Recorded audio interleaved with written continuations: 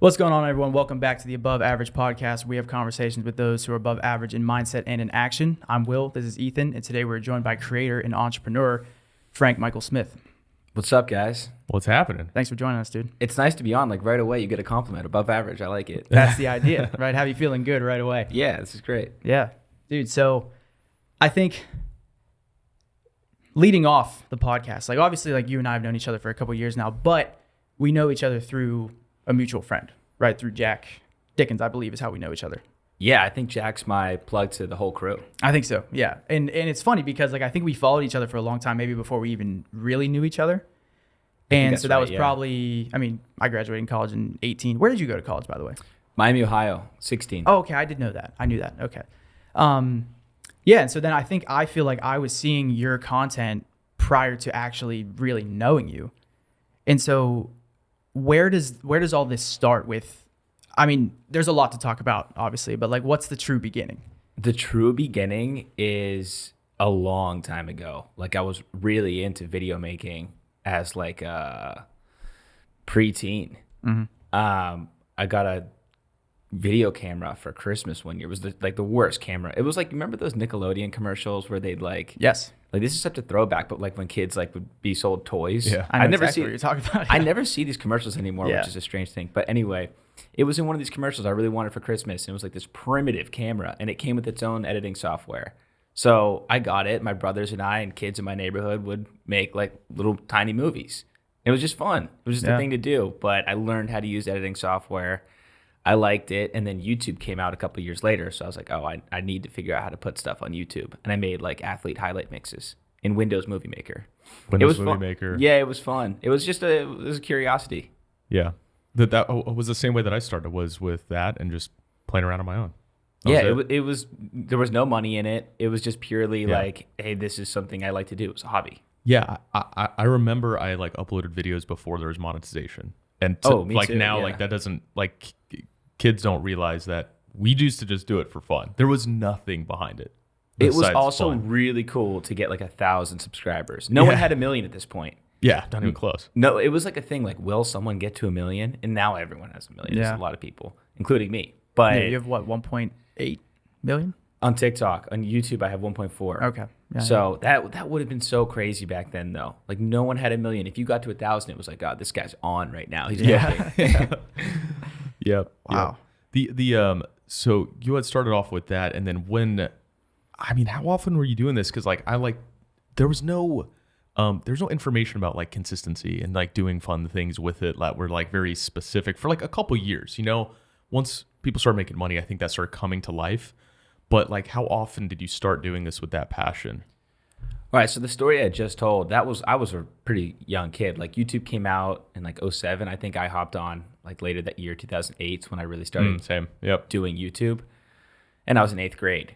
But I think your question's about like these videos that Will was just talking about. Mm-hmm. Yeah, like, I mean, I would say, well, you can answer that, but like starting with it being fun, like when did you start doing this like really regularly? Like, was it when money started coming in, or were you still just like, I'm doing this once a week no matter what, or once a month, or was it just like free for all?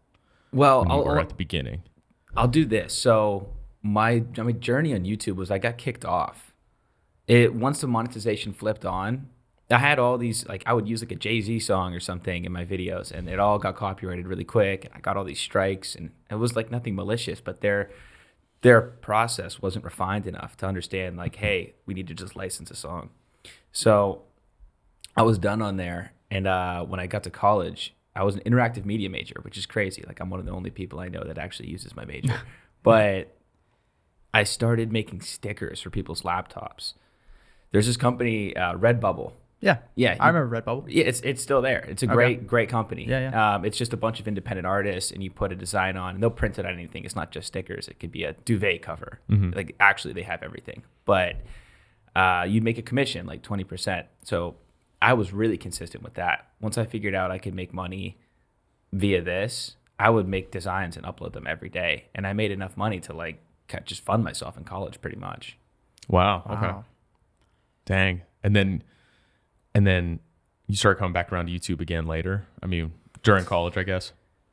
So I graduated, and then in 2017 I moved to California to work for a sports media company. And then of course, I mean, I'm working for this company. It was every day. So we weren't doing a ton of video at first, but eventually by the time I left in 2020, we were. And that was kind of when TikTok, like the writing was on the wall, short form videos here. So by then I was doing it every day. And then when I, became independent and started, really like went on my own here, it had to be every day. I didn't really have a choice. Right. Yeah. Right. So with I was looking at your website yesterday, and like in the about, it says you grew from 0 to 540,000 followers in 4 months or something like that. Yeah. I thought I was gonna have to update my website. I was like, oh man, what do I have on here? But that's true. Yeah, it was rapid growth. It was crazy at first because everyone was locked inside with COVID. TikTok is this new addicting thing that's out. And to be honest, I thought it was, people didn't get it right away. They were like, oh, this is just dancing videos. And it's just videos that are interesting. It's just short videos. So that seems obvious now, but back then it was like kind of taboo. Oh, I mean, it took me 3 years to download TikTok. Yeah, it was crazy. So I was on it really early. And when you have a bunch of people joining this platform and they don't follow anyone, it's really easy for them to follow people. Yeah. So I was posting as many times as possible. Like I knew this was like the rapid growth period. And of course, it slowed down a lot now. Like I have a ton of followers, but I was gaining them at whatever rate you just said. That doesn't exist anymore. Yeah. So that was only on TikTok, 0 to 500,000, or was that YouTube? YouTube was crazy too, because then they rolled out Shorts, and it's the same. It's pretty much a copy. Instagram was a bit more fickle. Does really well for me now, but yeah, those two, I was able to grow really fast. Wow.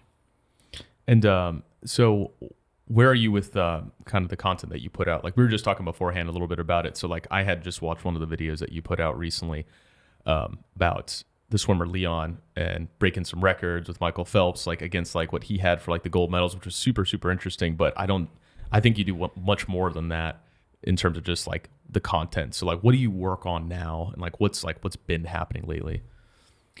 So the videos are the keys to everything. I will never, I can't see a day where I stop making videos because that drives all the other stuff I do. So I'll usually try to write at least one video and record one video a day. Weekends, I might take a day off. But it's 5-6 videos a week, mostly short ones. The Leon one, like you said, is a longer one. That's a cool video. Yeah, it was sweet. I was like, I'm not like the most into swimming specifically, but I was a diver. So like I was watching the Olympics during like the Michael Phelps eras. So that came up, and I was like, "Oh, okay, let's check this out." Like, I know enough about this newer guy coming up, but not a ton, So that was very cool. That guy's a specimen. He is special. He is. But yeah, so I'm making these videos every day, and I'm really trying to use it as a funnel. So it's like, okay, great, I have a lot of attention on these videos. We get millions of views a day. Now I have to drive that attention elsewhere because you don't really make money from getting views. It's crazy. I'll get some Instagram videos. I have one pinned right now, and I got like 17 million views. I made nothing from that video, not $1. I mean, Instagram is like the worst with paying creators. TikTok's a little better, but it's still not very much money. YouTube, same thing with the short videos.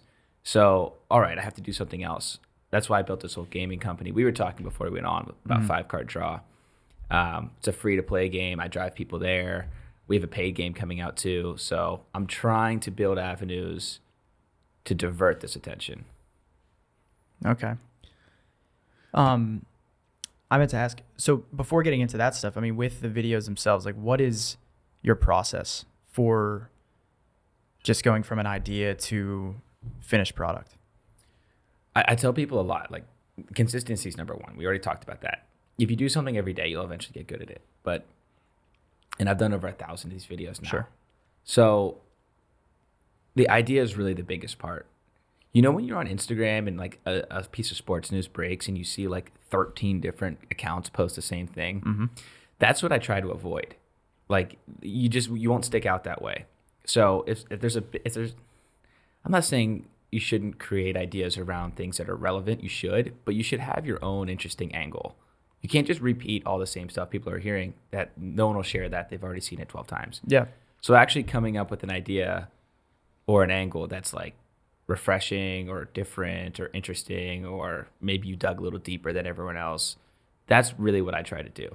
And I think you do it because, I mean, that right there, that example, I mean, your content from a sports perspective is always different from, like, I mean, I've learned stuff from your videos that I would have never known otherwise, you know? And I mean, I played sports all my life, but I'm not the person that will listen to like Pat McAfee, like the insides of the inner workings of sports, like what's going on week by week. Like I've never been that. My brother's that person. He could tell you the stats from 2004 of whatever player. But, I mean, some of the videos I've watched of yours, I'm like, wow, like I can't wait to drop that in the next conversation that I'm in because no one's going to know that. Yeah, thank you. Keep in your pocket. It's nice to have sometimes. Yeah.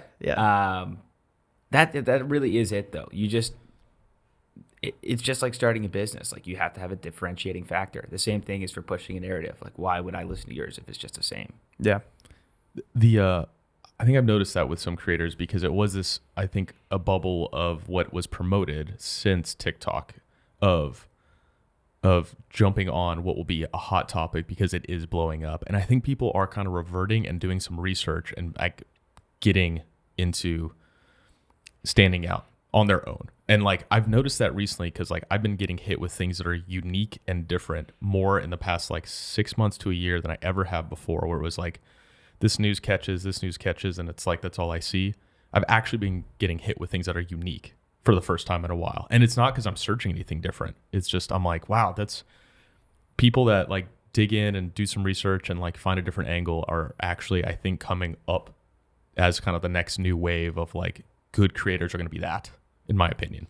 Yeah, that's the first thing that came to my head is people are just better at making videos now. Yeah. So it's crazy. If you ask middle school, high school, and probably even elementary school students, like, what do you want to be when you grow up? They'll say YouTuber. Oh, yeah.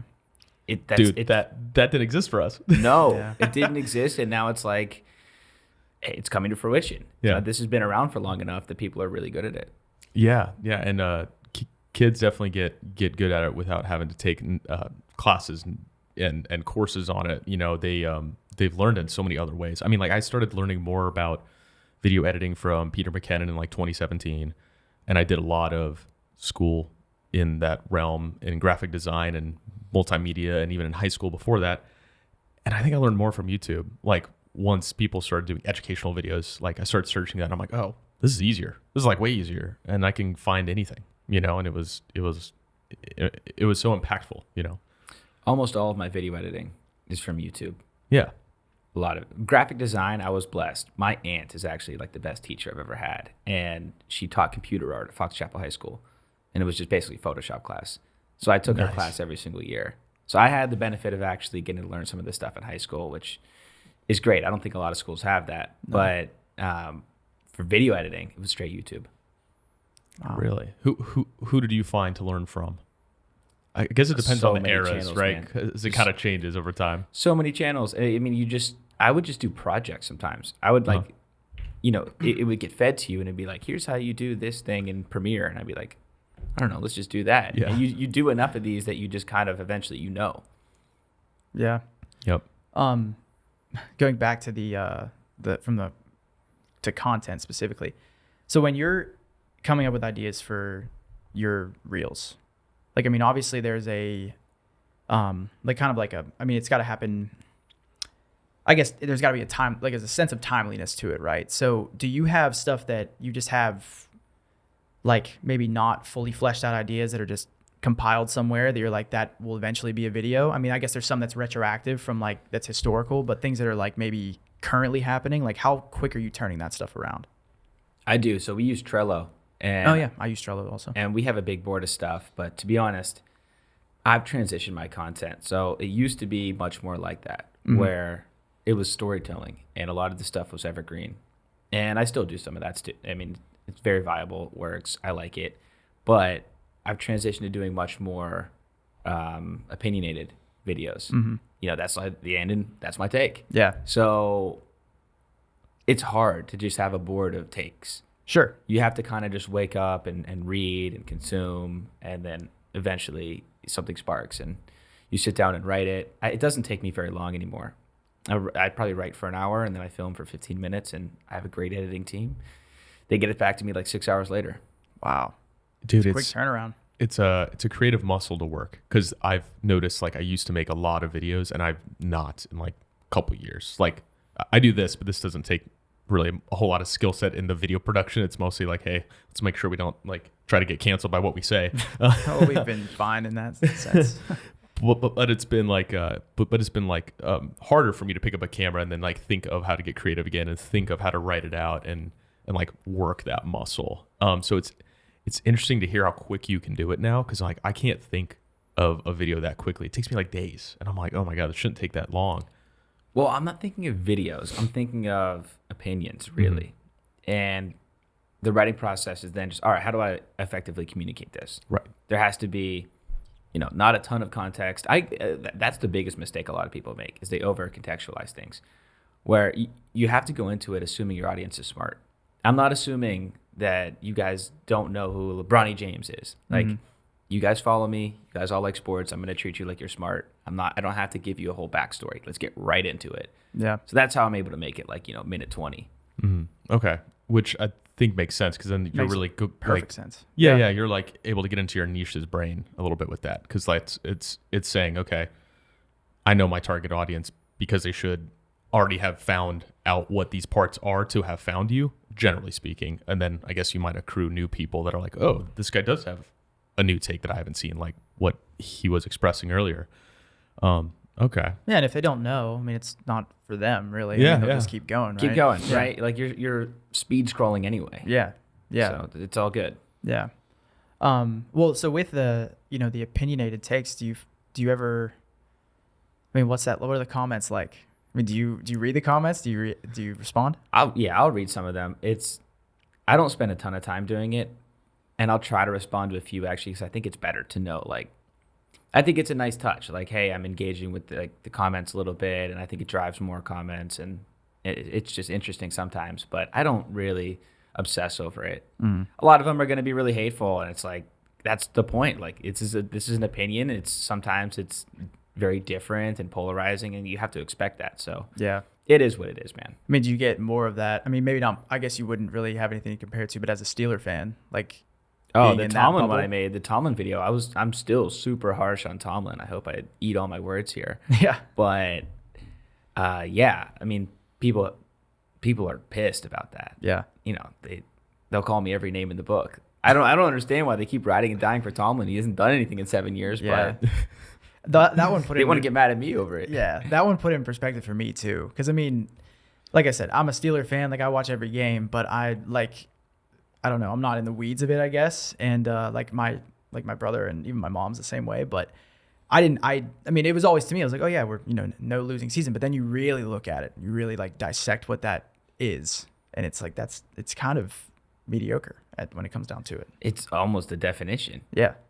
Most of his seasons are right around. I mean, some of them are not even winning seasons. That's why they frame it as not losing seasons. Like, right. 3 of them are like 8-8. Right. They're not winning seasons. Yeah. Yeah. It's like the draw season. But no, I agree with you. I hope that's not the case, because things have been going. I'd love to make a video and be like, hey, I was wrong. Yeah. I was wrong. I did that yesterday. I made a video where I was like, I was wrong about the Milwaukee Bucks. Sometimes you got to eat your words. Yeah, which is good. I think you have to have that.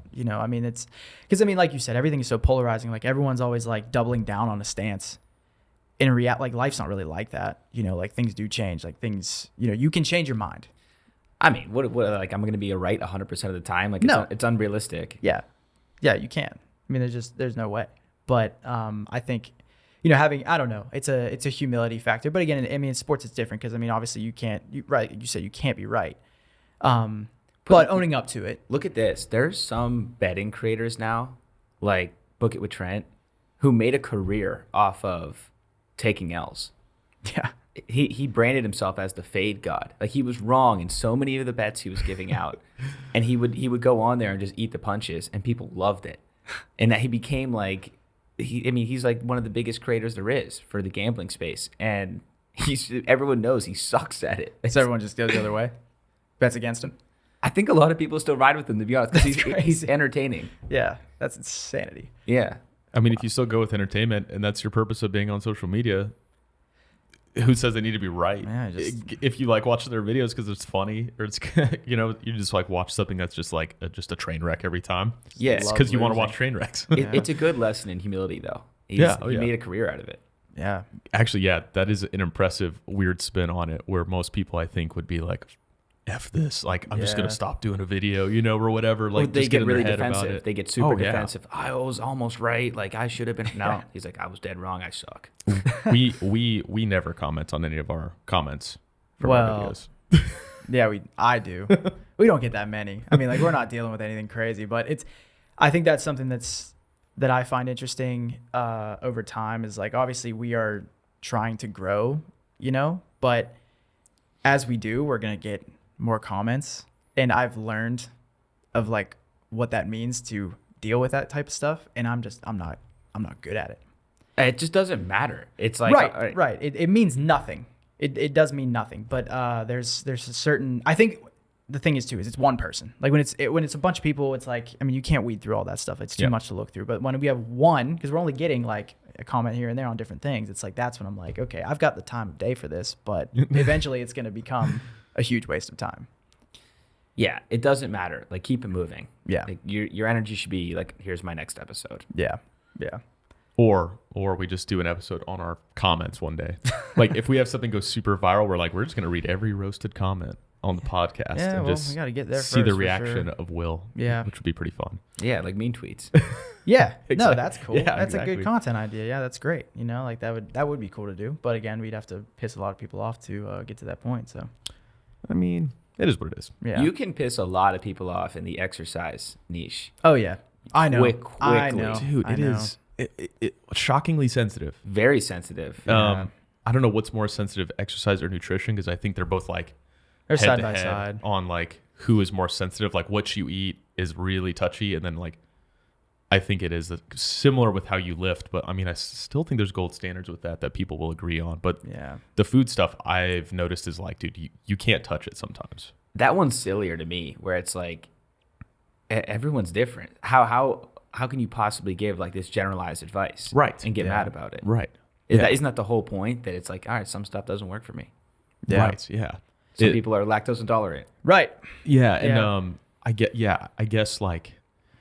I guess there's not many outliers in people that say, okay, like if I do curls, I'm never gonna get stronger in curls. It's like, well, you still will. You know what I mean? It's like the body still works that way, but I guess with like food and digestion and like genetics and like those all play a factor in like eating. And I think it's like there's just way more little things that you just like don't see on the outside that I think makes it harder. And then I don't know, we have a good solid addiction problem here in America, and our food is definitely different than a lot of the world. So you will find that out on your next trip, by the way. So the food there is different. In You've been Malta. out of the country though before, right? I mean, you go Yeah. to Brazil pretty often? I'm getting married in Brazil in a month. Oh. Their Congrats. food is great, man. They eat so many carbs though. Yeah. They're carbo loading. It's Yeah. just like carbs and delicious meat. It's That's all you need. an amazing and an amazing sounds- fruit too. But like sounds amazing. the carbs in their diet is crazy. Like they'll have bread or something with every single meal. yeah. Yeah, rice. Have you noticed it doesn't make you feel as like bloated though and stuff? Like when I eat carbs, like in other countries, it seems like cleaner in some way, because it's like processed a little differently. I have a pretty like strong system. I don't get really bloated and stuff, so I don't. It doesn't have the biggest effect on me.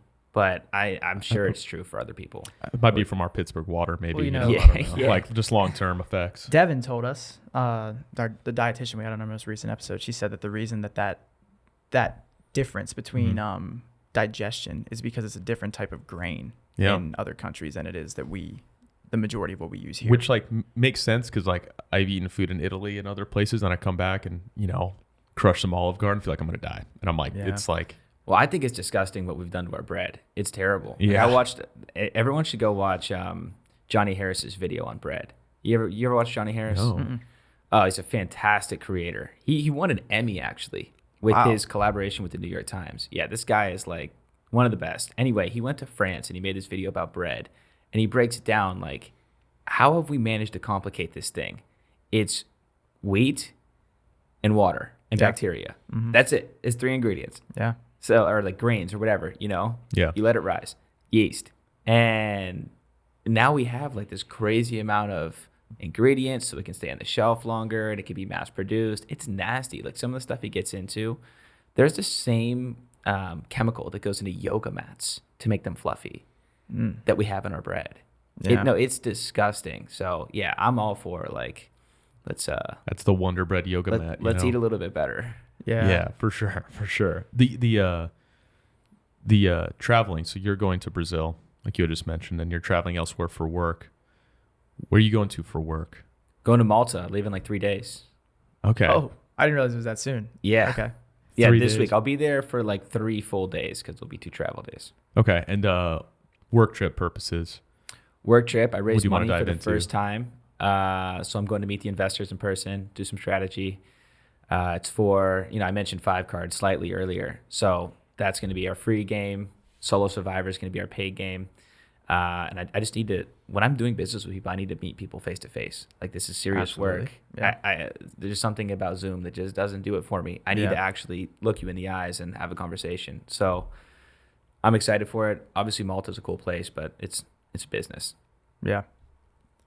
The game, though, I should explain the game. Yes. Yeah, Please I was do. gonna say, please do, because this trip is. It seems like it's a pivotal part of this other project that you were just like mentioning earlier. Dude, this is going to be a lot of fun. So even if, like you just mentioned, like you're not like, deep into the weeds with the Steelers, like, Yeah. but you're a sports fan. So that's the beauty of this game. You don't have to be really sharp. You don't have to be like an expert grinding on like an Excel sheet, like figuring out the, ins and outs. It's a pretty populous game, but it's very engaging. So you can imagine like a lobby. Do you remember like HQ Trivia? Yeah. Yeah, okay. It's kind of similar where everyone will get into a lobby. You'll pay a small fee, like $5, and there'll be a huge prize at the other end. So, you can imagine we'll get to something like I want to give away like cars, like new cars, and work with sponsors to get there.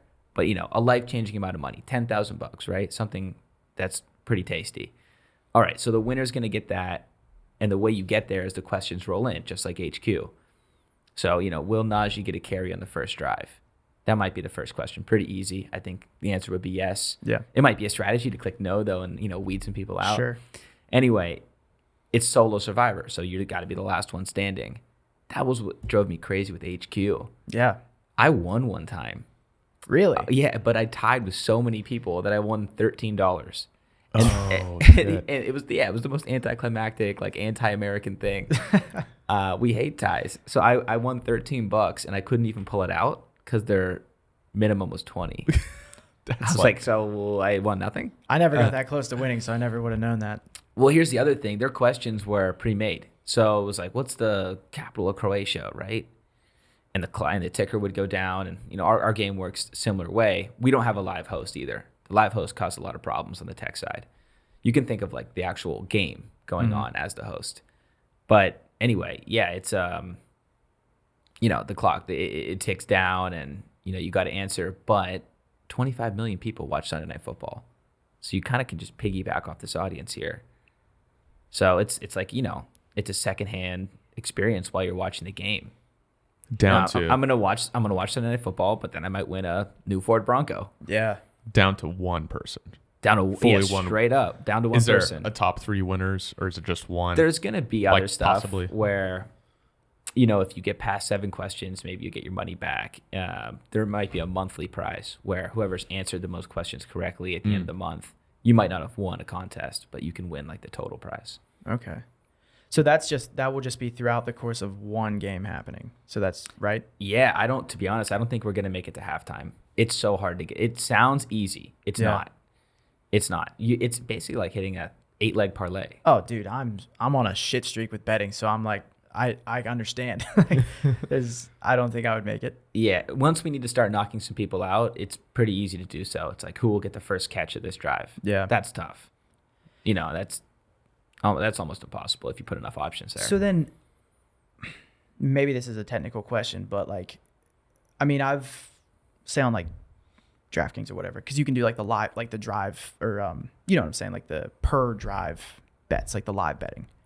Yeah. And sometimes when I'm doing that, it's like it's locked, right? Because it's like it has to refresh so fast or whatever. So like, how does that work when you're working with that many people?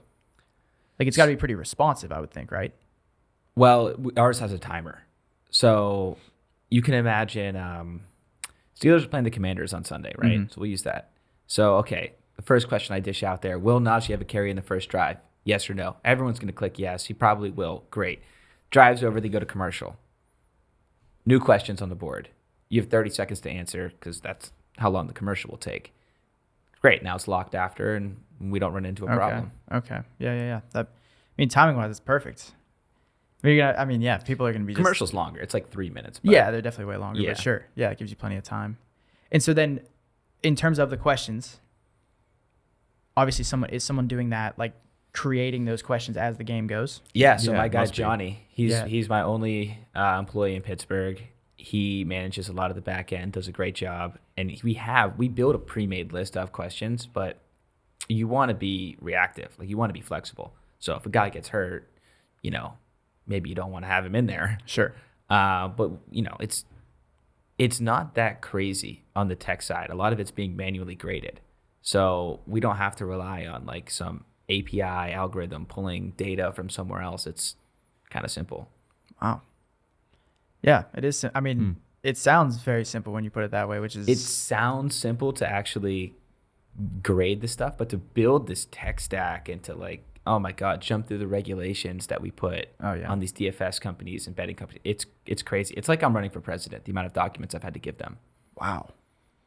Anti-money laundering, passport information, all this personal. Really? It's crazy. Like I've given, if the bank doesn't approve me, there's nothing else I can give them, which they already did, but Good. it takes a long time. So I was going to say, so what's the hardest part of this process right now? And what's the most fun part? The most fun part is playing the game. Yeah. The most fun part is playing the game and growing the game. Watching people play your game and come back every day. That's awesome. Is very fulfilling. So that's the most fun part. But actually the game itself is great. Yeah. So this one is newer, obviously, but then the 5 card too, like, how did that come about? Like, how did you get into the gaming aspect of things? I'm a really competitive person. I love playing games. Okay. So naturally, like when fantasy football, like when I first learned about this in like 2003, I was like, this is my 2 favorite things, like right in one. Like I love this. Yeah. So I've always thought that there's a lot of room for creativity here, where if you go into a casino, it's the same deck of cards or dice, and there's, unlimited games you play, all these different ways to play with the deck. But when we do it in sports, you can think of the players as the deck. And why is there only 1 or 2, maybe 3, kind of at most, ways that we're playing this game? We can find other ways to do it, but the industry is very complacent. And to be honest, it's working for them. They don't have a big incentive to get creative. Yeah. Like why would they? I mean, well, now they're still bringing in people, There's becoming a reason. So it wasn't as saturated when it was just kind of like FanDuel and DraftKings in the fantasy space. And I'll take out betting here, because betting's a whole different thing, and it literally is a different space. But fantasy, for example, there's season-long fantasy, there's daily fantasy, and that's kind of the only 2 ways people play. Mm-hmm. And with daily fantasy, it's like, okay, there's tournament style and there's pick'em style. That's kind of it. So I was like, okay, I have to bring something really fresh to the table. It's getting saturated now. Vivid Seats has pick'em on their app now. I mean, it's crazy. Chalkboard has pick'em. All these companies have pick'em. So I was like, okay, let me not do that. Let me think of a different way to do it. And I came up with 5 card, and I was like, this is a fresh way to play. It's very different. I don't want to be like the other ones. I want to have like my own messaging here. Wow. So can you explain how that one works? Yeah, it is fairly simple. It's like, okay, you can think of the players playing in the NBA tonight as in a deck of cards. You go on, you play for free. There's a cool pair of sneakers as the prize. You're dealt 5 cards at random. They're NBA players. Pick the 3 that will score the most points tonight. That's your hand. Wow. Done. Easy. Yeah, and then you play versus the Great. rest. You play versus the rest of the pool. If you have the highest total, you win. Oh, that's sick. I'm gonna have to start playing, dude. I never even, It's a hard. You think, it's like, all right, this is actually free. Yeah, it is every day. It's hard to win. There's 5,000 people who play a night. Sure. But it's fun. Yeah. I mean, daily. It's great. something to do. He's gone now. No, He's not even going to be on the I'm in, podcast man. anymore. Yeah, that's all I'm doing. It takes. He's gonna lose all his money. It's so quick. You take like 15 seconds. Oh Really? yeah. Yeah, it's so fast. We could play right now. Pull it up. Yeah, Let's I'll see show it. you. Let's do it. Let's see it. Yeah, we'll get Live. our hands. So it's a web app too, which is nice because you don't have to if you play off social, you don't actually leave the Instagram app. Okay. So yeah, here it is. Here's the prize tonight. We actually have a sponsor tonight. Shout out to Kicks Crew. You click play for free. Cards are dealt. All right, I want Garland, Harden, and I'll take Vucevic. Done. Game. I played. And there's our sponsor down there with the shoes. And then you go to the leaderboard. You can see 938 people have played today. Wow. It's quick. Yeah. Very fun. Very fun. I'm locking in right now. Yeah, I think that we've lost Will forever now. He's gone. Just 15 seconds a day. Yeah. Waiting for my code. So like transitioning from like liking video to getting into this though was like you know you said like one of your favorite things was like being involved and liking watching sports, and like I assume that you probably also at least played some sports, but some people don't and they just like to watch sports. Was the sports you liked because you grew up here, or was it because you were playing these sports too growing up? And I'm just curious because you know, I didn't grow up watching football or baseball, and I grew up in a different country. And so I never watched those growing up. So it's like interesting. It's hard for me to get into them as much as the sports that I did watch. Like I can still watch soccer easier than football. I don't know why. I think the reason, like, that's why I don't watch soccer so much. Right. I'm getting into it a little bit more now, but it's just not what my family taught me growing up. Yeah. So my family is like crazy about sports. So that's what we did. We talked about sports. We play sports. We watch sports. We play fantasy sports. It's a big, huge part of my life. So like you think like culturally, like you guys also got into fantasy like, as a family? Because like if I start doing this now, like I don't know anybody in my my first family fantasy league was my two brothers and my dad. It was a 4-person league. Oh, really? Yeah. It was like 2003. So I don't know. It was fun. And you were just liking and being able to pick stuff, you know, as a kid, just based on like just what you just enjoyed, you know? Yeah, it was just a way to be competitive and talk about all the sports we already watch. So is there any indication? So this gaming that you're doing that's coming out that you're going to have like a meeting with, I mean, are you going to open it up to other like sports in the future? Definitely. Just yeah. like, So, is there like a big pull for soccer, let's say? Soccer's a tough one because the stats are a little slimmer, and there's not natural breaks in the game. Definitely not. Yeah. So No it's stoppages. a little bit tougher. Same with basketball, but basketball still has commercials. We'll definitely try. We'll experiment with soccer. We're really excited about UFC, actually. I think this game's going to be great for UFC. That's You can go round by round. Very excited, more niche audience. yeah. And some of the partners we have that are going to be promoting are huge UFC influencers. I was gonna ask about that because I'm like outside of doing team sports, do you do like individual sports like a fighting sport where it's just like a one-on-one and you just find those breaks for like each round, I guess. So that would be interesting because like what else could you do that you maybe find a niche market, because that's like such a solid one.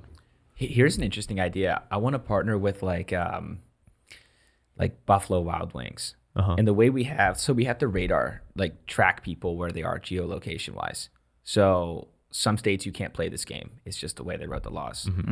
Some states you have to like pay them a lot of money to enter the market. Some states are completely free. Anyway, I want to work with like Buffalo Wild Wings to be like, hey, we can geolocate that you can only enter the lobby if you're inside a Buffalo Wild Wings. Let's just have, Wednesday night is B-Dubs night. And we can have, okay, you want to play, go to the B-Dubs, drive a bunch of business to them.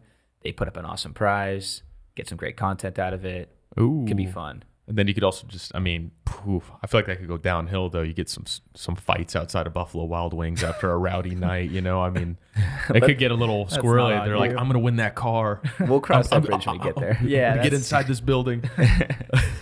But no, but that would be like an amazing way to drive traffic in business. And like I thought of that when you mentioned being able to pull geolocations for business, because a lot of like the run clubs I've seen do that naturally with like just groups of people like showing up somewhere. Like here they do that, and like in other places it's grown so much. I think people want that community, so it's like combining what you like to do and your online gaming, and then bringing it into like meeting people and like interacting still, which like like on sites. Right. And Which is you're great. not forcing it either. You are Yes. forcing them to go to B-dubs, but you end up just being around like-minded people.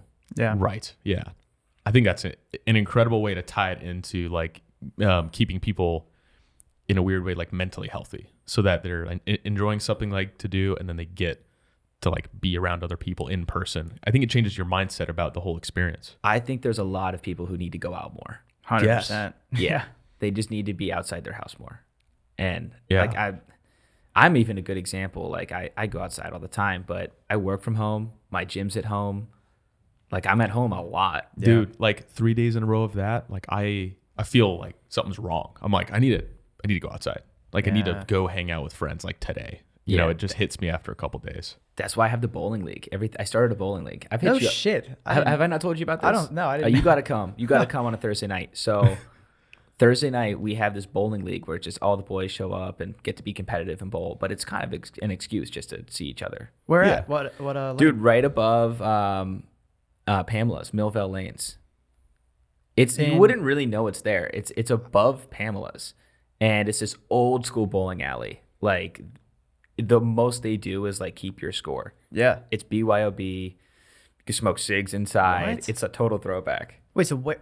Wait, Where is that it? at? Yeah. Where is that at Not specifically? the Millville. strip district. Oh, it's in Millville. Oh, it's Okay. in Millville. Oh, I haven't spent a lot of time in Millville, but wow, that's awesome. I'm gonna invite you. It's fun. Dude, I just bowled my first turkey like a month ago at Arsenal. Oh yeah. Let's go. We have Yeah. a prize. If you get a ham bone 4 in a row, we have like a side pot that you win. Dude, that sounds so fun. Yeah, it's great, dude. Bowling leagues are the best. Bowling is fun as hell, dude. I never even like I was in a bowling league when I was like 7 years old. Had like the trophy that had like a 125 high score on it. And Let's then go. Now it's like occasional. Like I'll Yeah. go bowling. Bowl like once a year, maybe. I It don't know. becomes a lot more fun once you learn how to do it. Like shocking, right? But Oh, sure. everything's like that. Yeah. But once you start learning how to curve, like when we were like 7 years old bowling, I think we probably weren't curving. No, But don't now have that the- I know how to curve, don't have like the you can strength. really, it's a different game. It's so much more fun. Wow, Interesting. I had a SpongeBob ball back in the day.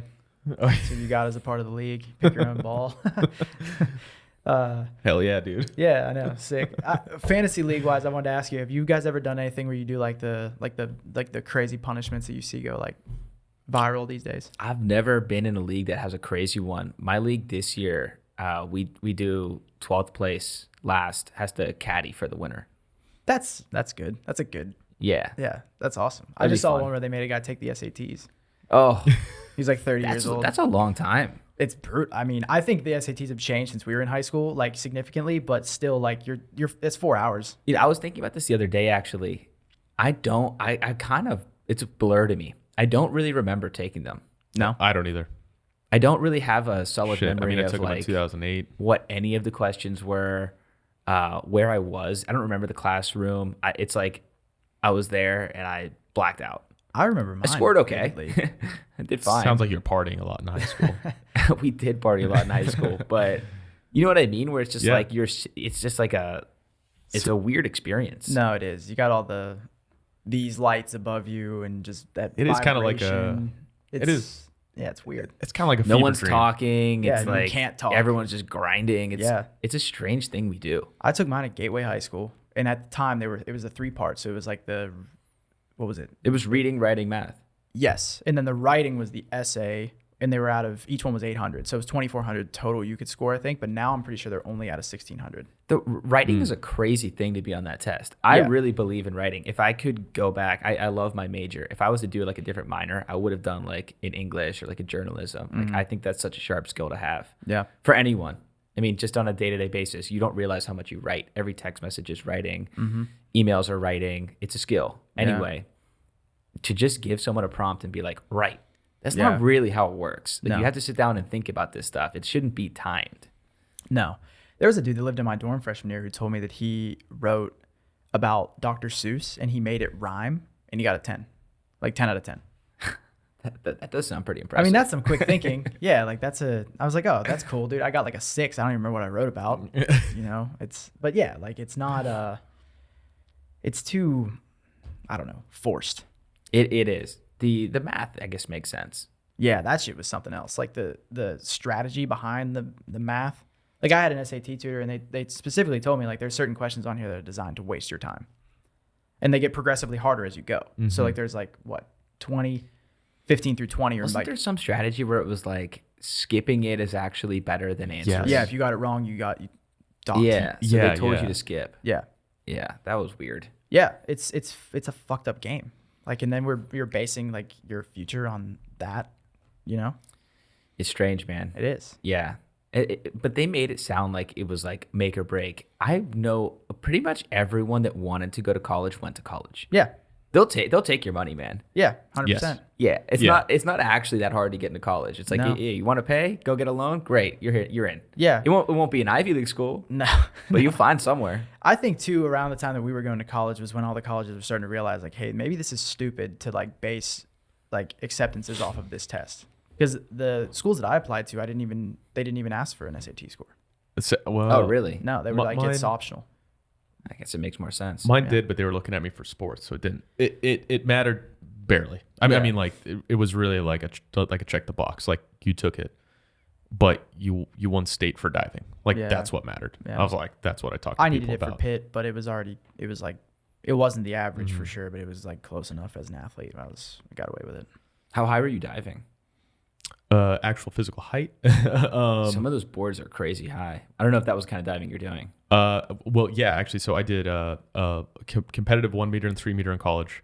I actually did not do competitive Olympic diving, which is 10 meter. I didn't do that. I actually did high diving, like performance high diving, which is 80 to 100 feet high diving. Crazy. Yeah. Yeah. At Miami, Yeah. Ohio, we had an Olympic sized pool, and they had all like they had the diving stuff too. Yeah, they You- have like and 5, 7, and 10 You meter look up platforms. those platforms, you're like, holy shit, The that's way too high. to put it in perspective, how comfortable like you get on those is like when you're doing like 85, 90 feet high diving, and then you go to like the 30 feet, which is like what you saw. Like that's Olympic diving is only 33 feet. We used to go up there and like take a nap up there, and like roll each other off of the top of that thing, like, you know, just mess around. Like You do it I would enough, try it doesn't anything matter. from 30 feet. Oh yeah. Like Yeah. I would do anything from 30 feet at the end of the day. Not the same for 85 plus feet. Like, no, you got to be really careful. So it's very, very deliberate. But you get comfortable with it. Now I go to like a diving pool and I get to that and I'm like, ooh, okay. I'm not like nervous, but I'm not exactly just throwing anything, you know, up here anymore. So I have to think about it a little bit. Nope. I mean, that's like 25 yards, right? Well, what is 80? That would be 75 feet. Yeah, yeah. That is high, man. Yep. Mm-hmm. The highest dive I Like did some people was can't throw a around ball about that far. No. That's crazy. No. Yep. Well, you like work your way up in progressive steps of around 10 feet. Like you take the ladder up 10 feet at a time. So you progress dives up, but I'll put it this way. There was never a point I was comfortable diving at 85 feet. I was always a little nervous. Even when I was really comfortable with the dive, I was always a little nervous. And also like up there, it's like, I guess most people don't like think about it.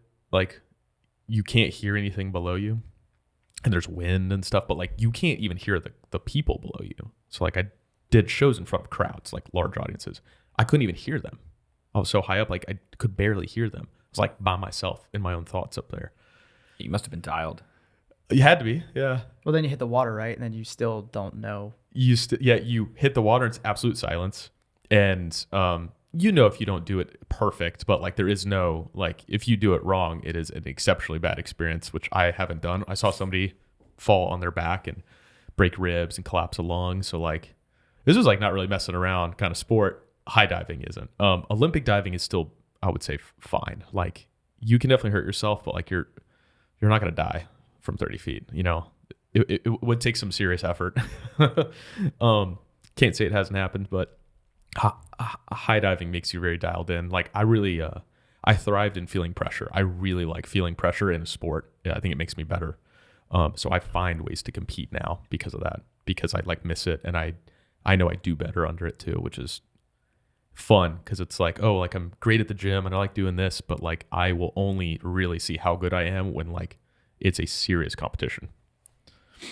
Makes sense. Yeah, I wish I still got to experience something like this. It's like, I guess it's just business for me. It's my real competitive drive now. Mm-hmm.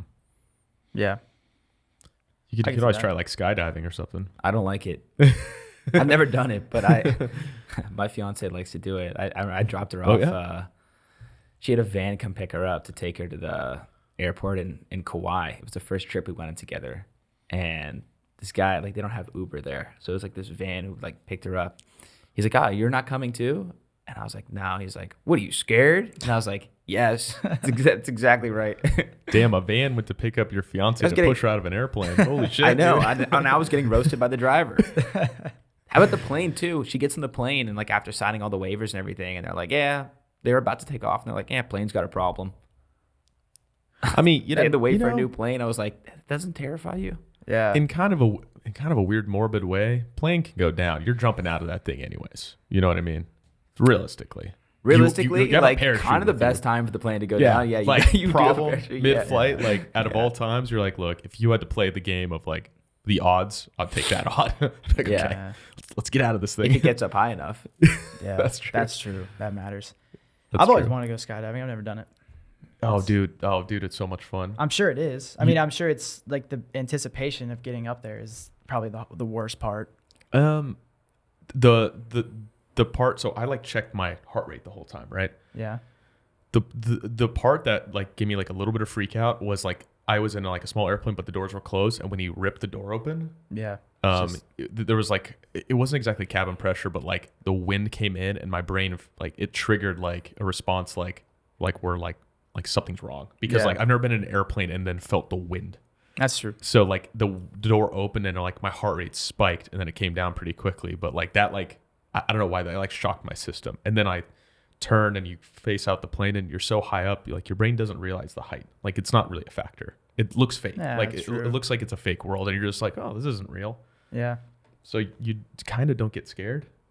It's. I don't strange. buy that. There's no way I'm not getting I would scared. definitely get scared. I'm Yeah. just not an adrenaline junkie like that. It's not my thing. Yeah. No, I unfortunately am, but I've toned it down a lot. I'm getting older. I don't like to get hurt, so yeah, don't want to. There's ways, you know. Frank, what's your take on the Steelers so far? Well, Oh, here we go. this is a big test. So we're recording this before the Commanders game Mm-hmm. tomorrow. That's the real first team that we've played. I mean, so far the best win is probably Denver. Mm-hmm. And that was way back at the beginning of the season. I think it was week 2. It's like, okay, we beat up on Denver, and they're like a 5-3 team, rookie quarterback. It's a fine win, but we still have the Ravens twice in the schedule. We have the Commanders. We have the Chiefs. Mm-hmm. There's some big games in the second half. So we'll find out very quickly if we're a pretender or not. And I think we'll find out tomorrow. So I think the defense is legit. I think the way that we've possessed the ball has been incredible. We have 1 interception on the season. 1. It's half the season's over. It's crazy. I've never seen us do that. We've stayed pretty healthy, which really, when it comes down to it, is like the biggest factor, Sure. unfortunately. TJ's probably the defensive player of the year still. He's over 30 now. I mean, this guy is a specimen. Yeah, he's a freak. So I think the question is, can we win a playoff game? We had that whole conversation about Tomlin. Mm-hmm. I made the whole video about, hey, Mike Tomlin's not the guy that you think he is. The standard is the thing he says all the time. Right. Well, what's the standard? Yeah. Because clearly we're not reaching it, or your standard's too low. One of the two has to be true. I think it should be winning playoff games. I don't think we can win a playoff game if we're going on the road. I don't think this offense is talented enough to do that. So we have to win the division and host a playoff game in the North Shore. And that really comes with beating Baltimore. So if we can win those 2 games versus Baltimore, look, I think it's a successful season. Mm-hmm. And you know what? Maybe we don't end up winning the playoff game, but even just hosting one here would be amazing. Yeah, it's been. That'd be very cool. Yeah. How long's it been since we've hosted a playoff game? Was it the Browns? Yeah, it was the Browns. Yeah, And that was we lost. ugly. Yeah. We hosted one before that too. It was versus the Dolphins. Remember that game? But even the playoff games we've won, like this was part of the Tomlin video. We've beat the backup quarterbacks. Like Matt Moore started that game when we hosted the Dolphins. It's like, okay, great. Yeah, we beat up on Matt Moore and the Dolphins. It's not really a great win. Yeah. Yeah, it's definitely like it's different compared to the early years, like the last 2 Super Bowls, right? And my brother and I have this conversation every now and then I mean, now it seems like the tide is maybe changing, but for the past 5 years, and then looking at like betting specifically, like, you know, the Killer Bees era, like you could throw down on prop bets and they were like a guarantee because they were just like a factory of production in terms of offense. And then there was years that went by where it was like, we might not have 100 yards in a game.